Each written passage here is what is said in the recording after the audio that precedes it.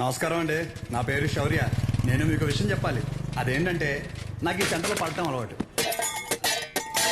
వీడు మళ్ళీ పట్టాడు. అరే బాబు దెబ్బలేదు తగిలియా? లేలే. మనకి ఎన్ని దెబ్బలుంటే అంత పెద్ద హీరో అంటారు మా ఊర్లో. నలుగురి కళ్ళు నా మీద లేకపోతే నాకు అసలు బ్రతికినట్టే ఉండదు.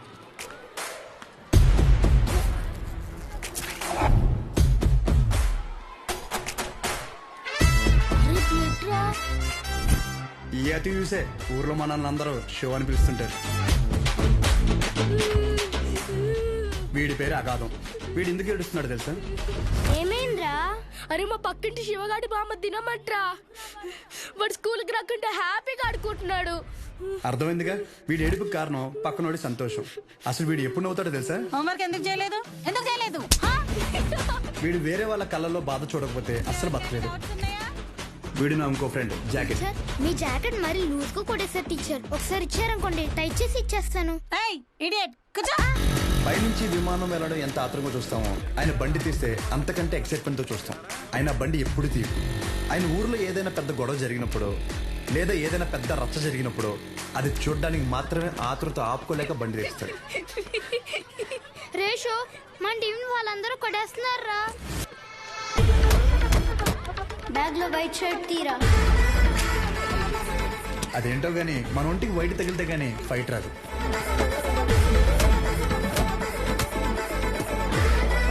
అలా ఇంకా ఊర్లో నాకు తిరిగే లేదనుకునే టైంలో ఒకరోజు మా అమ్మ నన్ను పెళ్లికి పక్కూరు తీసుకెళ్ళింది. ఏంట్రా నేను ఆడతాను. నువ్వు లాస్ట్ వచ్చినావు కాబట్టి నువ్వే చోరు పెట్టాలి. ఏంట్రా నా గురించి నీకు తెలియదు. నా దగ్గర వీడియో గేమ్ కూడా ఉంది. ఏంట్రా వీడియో గేమ్? వీడియో గేమ్ ఏంటిది?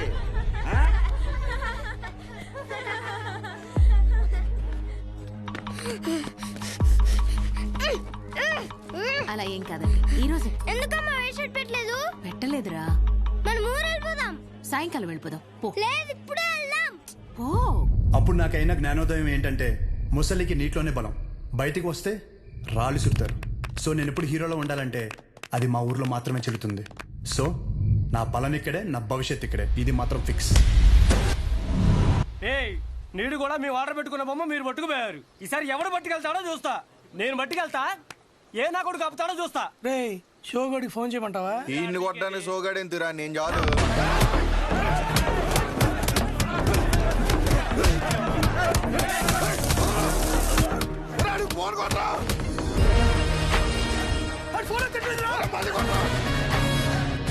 వారిని అమ్మాయి ఇలాంటి ఫైటింగ్ ఉందని నాకు ముందే చెప్పాలి కదరా. చెప్తే ఏం చేద్దాం? డ్రైరేసుకొచ్చు నువ్వు. ఎక్కించండి రా, ఎక్కించండి.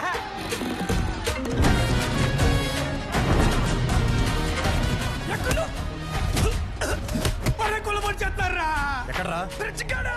బాస్ లెక్కెళ్ళిపోయి కొలబడి చేస్తారా?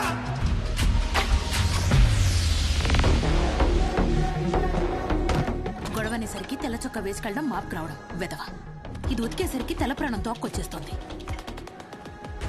ఎల్ సైజ్ వైట్ షర్ట్ తీసుకుని కొట్టి దగ్గర ఉండు. రే నాని, పొద్దున్న నాన్న టిఫిన్ చేయలేదు. ఇది తీసుకెళ్లి కొట్లో ఇచ్చి కాలుతుంది జాగ్రత్త.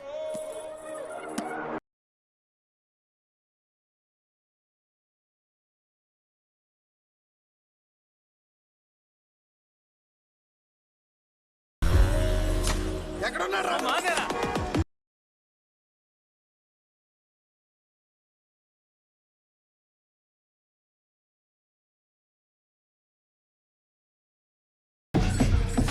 రే బాక్స్ నాన్నకిచ్చే.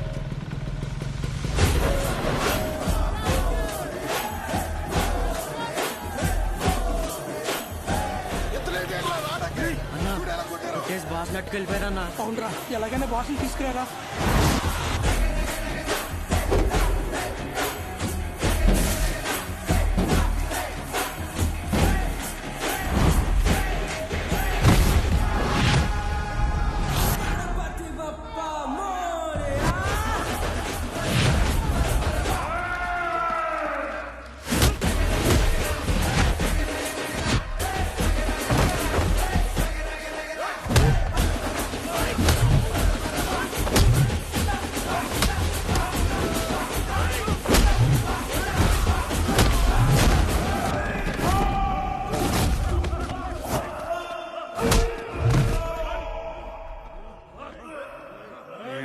మన ఊర్లో మనల్ని ఎవరు రాపేది నువ్వు కొట్టు.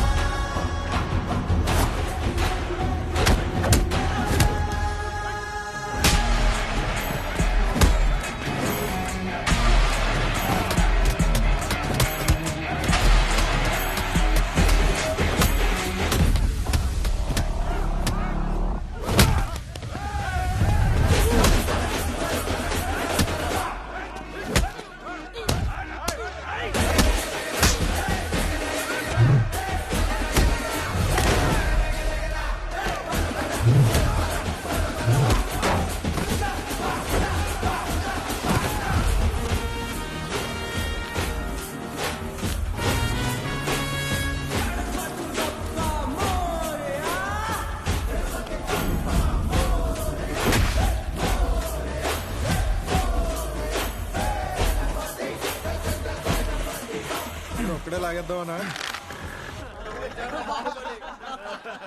చూడు ఎలా నవ్వుతున్నారు. లాగండి బే. తాడు కదరా షట్టు లాగరా.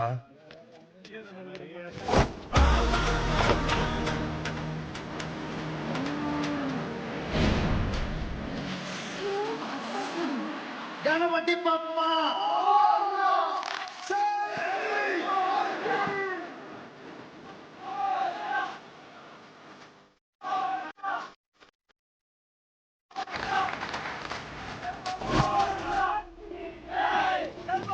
నువ్వు రాగదే ఏంటి బయటలో కనుక చిచ్చి షో కాకపోతే ప్రతిసారి సొక్క లాగించుకోవడం అవసరం ఏంట్రా? రే షో కాకపోతే అవసరం లేదురా, కానీ ఇక్కడ ఉంది షోయే కదా. అది ఇప్పేరేంట్రా? అరే పుసుకుమని అంత మాట అనేసేవేంట్రా? ఇంత బాడీ పెంచింది దేనికి? దాచుకోవడానికి ఆడపిల్లలాగా టైం వచ్చినప్పుడు ఇప్పేయడమే. సరే గానీ బాస్ ఓపెనింగ్ కి అన్నం పిలుద్దామా? రే చిన్న లిస్ట్ ఉందిరా. మన ఊరు క్రికెట్ టీం వాళ్ళకి బ్యాట్లు అయ్యి ఏమైనా పంచుదామా? మన ట్రెజరీలో ఎంత ఉన్నారా? 365 మైనస్. చేతు సరే నేను ఏదో ఒకటి మేనేజ్ చేస్తాను. ఒకసారి నేను షాప్కి వెళ్ళి వస్తా. రే రారా పద. సరే లోపల బాస్ రెడీ చేయండి. చూపిడు మెడిసిన్ అమ్మేసుకుని డబ్బులు సంపాదించి మన ట్రెజరీకి డబ్బులు ఎత్తరా? మరి సరే జాకెట్లు కుట్టిన డబ్బులు ఏమన్నా? రే ఆపు. అరే ఆపరా రే. వెళ్ళు. ఆ పెద్ద గుడిలో పంతులు గారు ఉండేవారు తెలుసుగా. వీడి జాతకం రాసిన 2 రోజు చెప్పాడు ఆయన. ఆపుతారా ఇంకా? అప్పుడే అనుమానం వచ్చి ఇన్ని ఏ తిరణాలన్నా వదిలేయాల్సింది ఎదవని. ఇదిగో పొద్దున్న టిఫిన్ చేశాక రాత్రి భోజనం మళ్ళీ చొక్కా బాపుకొని నువ్వు ఆపవే తల్లి. అది బాగా టిఫిన్ తినలేదండి, చద్దనం తిన్నానండి. పర్లేదు, చేసుకో. చేసేయమంటారండి? ఆ. సరే అండి, మీరు చెప్పారు కదండి ఏ చేస్తానండి. రే నేను ఈరోజు కొట్టలేదు కదరా. అంటే మొన్న బండి మీద నుంచి పడిపోయాన్న, డబ్బులు టైట్. ఎవరన్నా ఏం చదివావురా అంటే ఎలా? కోర్సు పేరు కూడా నోట్లో నుంచి రాదు ఈ మొండకి. కొట్లో సరికంతా ఈ చేతిలో దెబ్బలు తినాల కట్లు కట్టడానికే సరిపోతుంది. నేను ఈ మెడికల్ షాప్ జనం కోసం పెట్టానో ఈడి కోసం పెట్టానో అర్థం కావట్లే. రే డబ్బులుంటే ఇచ్చేయరా. వచ్చే వారం నాన్న కొట్లో ఉండరు, అప్పుడు మనమే కౌంటర్లో ఉంటాం. తర్వాత ఇచ్చేస్తాను. నా దగ్గర లేవన్నా. రేయ్ నీకు ఆడితో మాట్లాడరా? నువ్వు ఆడితో మాట్లాడితే నీకు తెలిసిన మందుల పేర్లు కూడా మర్చిపోతావు. ఈ ప్రపంచంలో బొక్క వ్యాపారం అని తెలిసినా పెట్టుబడి పెట్టి చేసే వ్యాపారం ఏదైనా ఉందంటే అది కొడుకుని పెంచే వ్యాపారం ఒక్కటే. బొక్క రేయ్ ఏంట్రా ఇన్ని మందులు రాశా? ఆడి జబ్బు అంటే తెలియట్లేదు, అందుకే 10 రాశాను.